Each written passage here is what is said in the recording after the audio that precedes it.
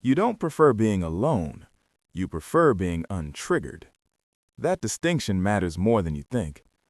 Most people assume solitude is a personality trait. Introvert, independent, self-contained. But what often hides beneath that preference isn't temperament, it's regulation. Your nervous system learned at some point that other people equal unpredictability, and unpredictability equals threat. So you adapted. The brain's threat detection system doesn't care whether the danger is physical or social. Rejection, criticism, emotional volatility, your amygdala processes them as risk. Over time, if social environments repeatedly spike stress hormones, your body begins associating closeness with cortisol and distance with relief. Being alone doesn't just feel peaceful, it feels safe. This is where it gets interesting, because safety and preference are not the same thing. One is a choice, the other is conditioning. If you consistently choose solitude, ask yourself a sharper question. Does your body relax around people, or does it brace? Many who claim they just like their own company don't notice the subtle tightening in their chest when conversations deepen, the micro calculations, the scanning, the rehearsing. That isn't preference, that's hypervigilance. There's research in attachment theory showing that avoidant attachment patterns often masquerade as self-sufficiency. Individuals with this conditioning tend to downplay their need for connection while simultaneously feeling uneasy when intimacy increases. It's not that they lack desire, it's that closeness activates a stored memory of overwhelm, intrusion, or emotional inconsistency. Your independence might not be strength, it might be a refined survival strategy. And survival strategies are efficient. They work. They reduce chaos. They lower stimulation. They protect identity. But they also narrow experience. Think of your mind like a home with a sophisticated security system. If it once detected too many false alarms, arguments, misunderstandings, emotional unpredictability, it recalibrated. It increased sensitivity. Now even neutral social cues trigger protective distance. The system isn't broken, it's over-calibrated. Solitude becomes the quiet room where the alarms finally stop ringing. You tell yourself you don't need much from others, that you're low maintenance, that drama exhausts you. And that may be true, but there's another layer. Connection requires exposure. Exposure requires vulnerability, and vulnerability activates the possibility of being misunderstood. For someone whose identity is formed around control and internal stability, that's destabilizing. So you withdraw. Not loudly, not dramatically, subtly. You respond a little slower, share a little less, decline a few more invitations than you accept. Eventually, your world becomes quiet, manageable, predictable. Your reward circuitry adapts too. Dopamine begins reinforcing solo activities, reading, gaming, walking alone, working independently. There's no friction there, no negotiation, no emotional decoding. Your brain learns this is efficient pleasure.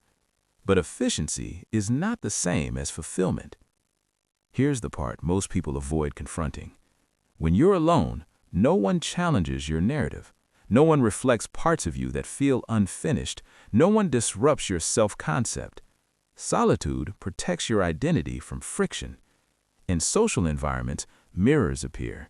You see how others interpret you. Sometimes that reflection doesn't align with who you think you are. That mismatch creates cognitive dissonance. It forces growth. Growth is uncomfortable. So you might unconsciously choose stillness over expansion, and you tell yourself it's peace. There's a subtle cognitive bias at play here called confirmation bias. If you expect social interaction to drain you, you selectively notice every awkward pause, every misunderstood joke, every moment of fatigue. Those memories accumulate. They reinforce your belief that isolation is superior. You don't register the warmth as strongly, or the laughter, or the micro moments of connection that regulate your nervous system in ways solitude cannot. Humans are co-regulating creatures. Our nervous systems synchronize, heart rates align, stress decreases in safe relational environments. Studies in social neuroscience show that supportive social contact lowers baseline cortisol levels over time, which means if you avoid connection entirely, you may actually be maintaining a higher baseline stress state than you realize. That's the paradox. You think you're avoiding stress by avoiding people, but long-term isolation can subtly amplify it. And this is where your self-perception gets challenged.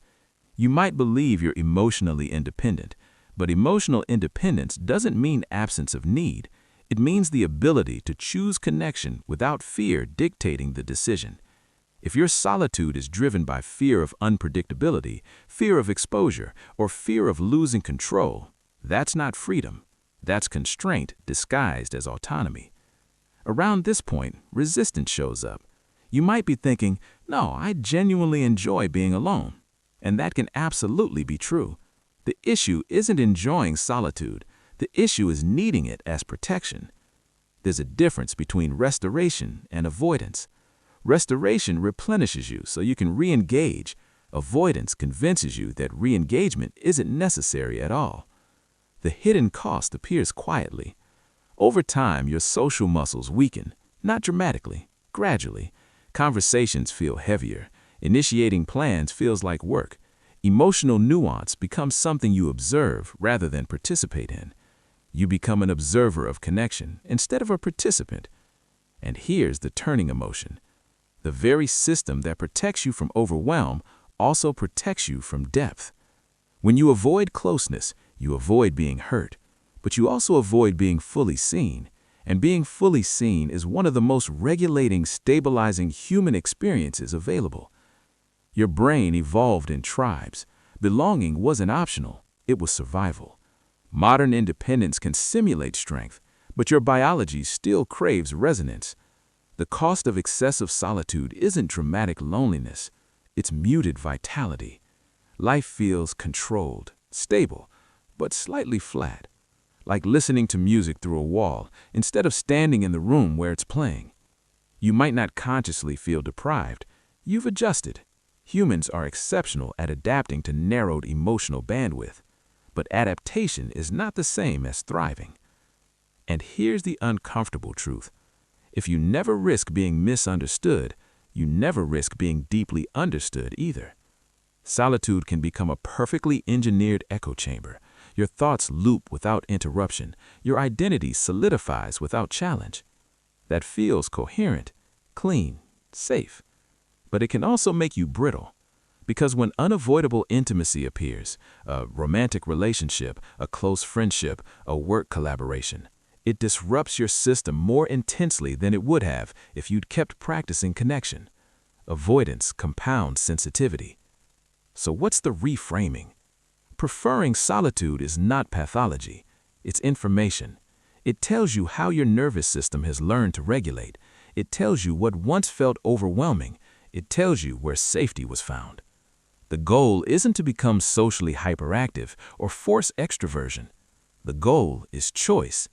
Can you enter connection without your body interpreting it as threat? Can you share something slightly vulnerable without feeling destabilized? Can you tolerate being seen without withdrawing to regain control? If the answer is sometimes, you're expanding. If the answer is never, there's work underneath the preference. And that work isn't about becoming someone else. It's about recalibrating the alarm system, teaching your nervous system that closeness doesn't automatically equal danger. Small exposures, honest conversations, gradual trust.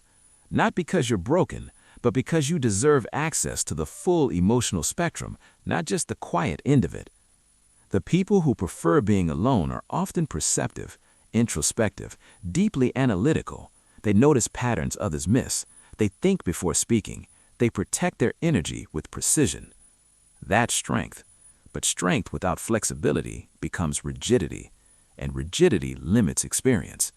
You don't need to abandon solitude. You need to ensure it's a sanctuary, not a bunker.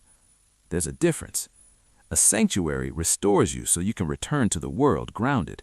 A bunker isolates you so the world can't touch you at all. Only one of those allows growth. If any part of this felt uncomfortably accurate, that's not coincidence. It means there's awareness emerging. And awareness is the first crack in conditioning. You don't have to change overnight. You don't have to become someone louder, more social, more exposed. Just notice. Notice whether your solitude feels like expansion or contraction. Notice whether it prepares you for connection or replaces it entirely. That observation alone begins recalibration. And if you want more conversations that dissect the patterns most people live with but rarely examine, stay close. There's a lot more beneath the surface.